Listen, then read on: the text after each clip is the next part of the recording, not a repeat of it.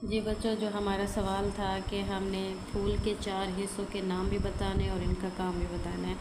सबसे पहला जो फूल का हिस्सा है वो है सेपल। सेपल जो है वो फूल का जो है ना पहला हिस्सा होता है, उसे हम कहते हैं सेपल्स, और ये ग्रीन कलर का होता है। इसके स्ट्रक्चर में भी दिखाया गया है कि sepal are the green leaflet. अब ये जो है फर्स्ट वॉल होता है, मतलब पहला जो चक्कर होता है उसका पहला हिस्सा जो होता है फूल का, उसे हम कहते हैं सेपल्स। अब इसका काम क्या होता है सेपल का? ये जो फूल का जो इंटरनल स्ट्रक्चर होता है ना, जो अंदर वाला हिस्सा होता है, उसको ये प्रोटेक्ट करता है। सेकंड जो फूल का हिस्सा होता है वो पेटल्स होता है। ये जो है कलर्ड लीफलेट होते हैं। आप देखते हैं डिफरेंट किस्म के आप फूल देखते हैं तो उनके हर फूल की पत्तियां जो होती हैं उनका कलर अलग अलग होता है, डिफरेंट कलर के होते हैं। जो सेकंड वॉल जो होता है वो फूल का, वो होता है पेटल्स। अब इसका काम क्या होता है? ये बर्ड्स और इंसेक्ट को अपनी तरफ अट्रैक्ट करते हैं। थर्ड हमारे पास हिस्सा है फूल का स्टेमन। स्टेमन के मज़ीद 2 हिस्से होते हैं, एंथर और फिलामेंट। एंथर जो है वो फूल का जो है जिसमें पोलन ग्रेन बनते हैं और ये येलो कलर का होता है, इसे हम कहते हैं एंथर। और जो एंथर को सपोर्ट करता है फिलामेंट होता है। अब ये दोनों फूल के स्टेमन के हिस्से हैं, और स्टेमन जो है फूल का मेल रिप्रोडक्टिव पार्ट होता है। थर्ड फूल का जो हिस्सा होता है वो होता है कार्पल। कार्पल के मज़ीद 3 हिस्से होते हैं, stigma, style and Oval. Stigma जो है फूल जहाँ से पोलन ग्रेन एंथर से आते हैं और स्टिग्मा के साथ अटैच होते हैं।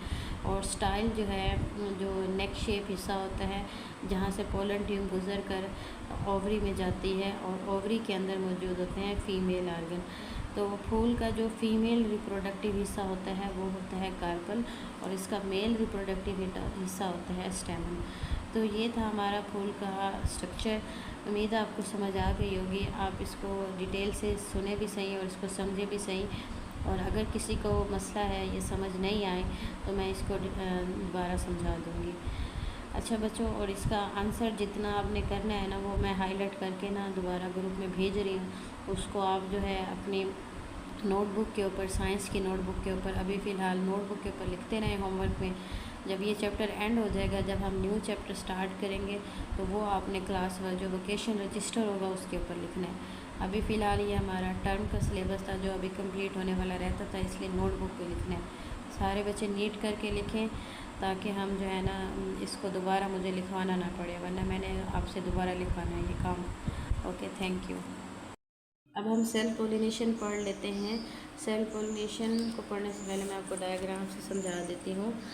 अब सेल पोलिनेशन होती क्या है कि अगर पोलन ग्रेन ट्रांसफ़र हो from anther of flower to the stigma of the same flower, वो पोलिनेशन हमारी होगी सेल पोलिनेशन। या पोलन ग्रेन ट्रांसफ़र हो from anther of flower to the stigma of the other flower of the same plant, उसी पौधे पर लगे हुए दूसरे फूल के दरमियान जो पोलिनेशन होगी वो भी हमारी होगी सेल पोलिनेशन। इसकी डेफिनेशन में भी यही बताया गया है, if pollen grain are transfer, अगर पोलन ग्रेन ट्रांसफ़र हो फ्रॉम एंथर ऑफ फ्लावर, फूल के एंथर हिस्से से, to the stigma of the same flower, उसी फूल के स्टिग्मा में ट्रांसफ़र होंगे पोलिनेशन, तो are to the stigma of the other flower of the same plant, उसी सेम प्लांट पर लगे हुए दूसरे फूल के स्टिग्मा में जो पोलिनेशन होगी वो हमारी होगी self pollination. It take place in pea, cotton and tomato. ये जो सेल्फ पोलिनेशन होती है वो मटर में होती है, कॉटन में होती है और टोमेटो में होती है। क्रॉस पोलिनेशन क्या होती है? If pollen grain are transfer, अगर पोलन ग्रेन ट्रांसफ़र हो from the flower of one plant, एक फूल के पौधे से, to the stigma of the flower of another plant, दूसरे साथ लगे फूल के पौधे में अगर पोलन ग्रेन ट्रांसफ़र होंगे ऑफ द सेम टाइप, लेकिन वो होगा भी सेम टाइप का। मिसाल के तौर पर अगर रोज़ प्लांट के दरमियान क्रॉस पोलिनेशन हो रही है तो दोनों प्लांट रोज़ के ही होंगे, तो वो पोलिनेशन हमारी क्रॉस पोलिनेशन होगी। इसकी डेफिनेशन के साथ ये बताया गया कि अगर पोलन ग्रेन ट्रांसफर हो from anther of flower to the stigma of another plant of the same type, मतलब अब एक फूल के एंथर से लेकर दूसरे फूल के दूसरे साथ लगे पौधे के फूल के स्टिग्मा में पोलन ग्रेन ट्रांसफ़र होंगे, तो वो हमारी पोलिनेशन क्रॉस पोलिनेशन होगी। उम्मीद है आपको समझ आ गई होगी। आप इस वीडियो को बार बार देखेंगे तो ये समझ आ जाएगी। अब ये जो क्रॉस पोलिनेशन होती है वो मेज़, पपाया और रोज़ में होती है।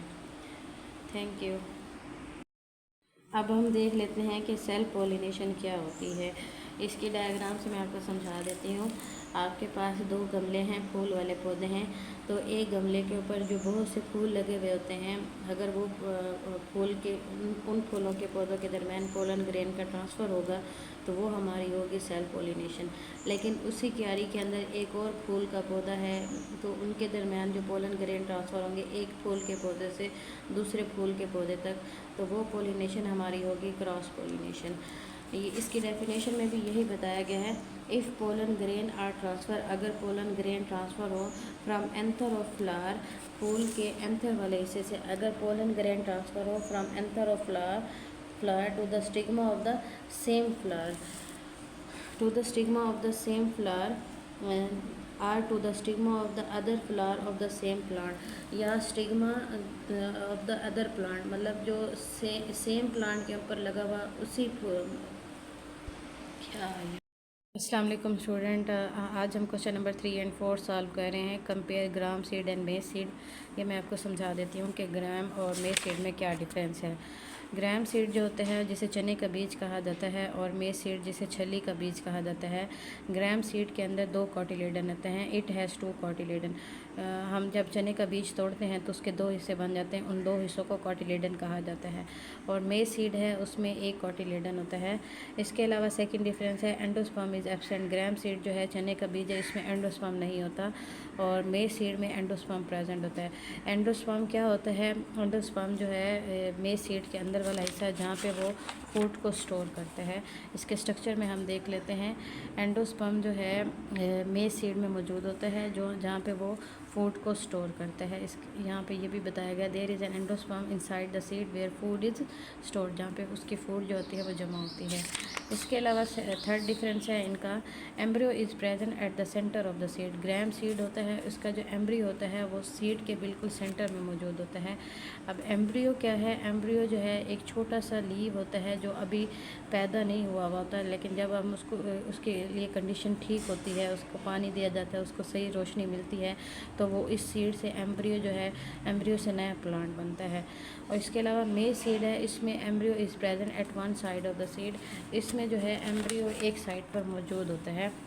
इसके स्ट्रक्चर में भी यही बताया गया है कि एम्ब्रियो जो है, एम्ब्रियो इसके एक साइड पर मौजूद होता है जिससे नया प्लांट बनता है।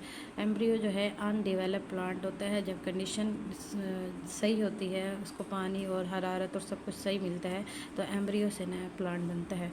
और सेकंड लास्ट क्वेश्चन है हमारा रिप्रोडक्शन। रिप्रोडक्शन क्या है? रिप्रोडक्शन, री का मतलब दोबारा, प्रोडक्शन पैदाइश। Reproduction is the process, reproduction एक ऐसा प्रोसेस है बाय विच ऑर्गेनिज्म, जिसमें जानदार प्रोड्यूस पैदा करते हैं न्यू ऑर्गेनिज्म, नए जानदार ऑफ देयर ओन काइंड, अपनी ही किस्म के, for their continuation of their generation, अपनी जनरेशन, अपने ज़िंदगी के तसलसल को जारी रखने के लिए। रिप्रोडक्शन एक ऐसा प्रोसेस है जिसमें जानदार अपने जैसे नए जानदार पैदा करते हैं ताकि वो अपनी जो ज़िंदगी का तसलसल है, अपनी ज़िंदगी जो है वो जारी रखें। उम्मीद है आपको समझ आ गई होगी। और हमारा जो ये क्वेश्चन नंबर 5 है, ये आप बुक पर सॉल्व करें। ये हम काफ़ी दफ़ा ड्रा आप कर चुके हैं और उसको बना भी चुके हैं, तो बग़ैर बुक से देखें या आप इसको सॉल्व करें और इसकी पिक्चर भी मुझे भेजें। Thank you.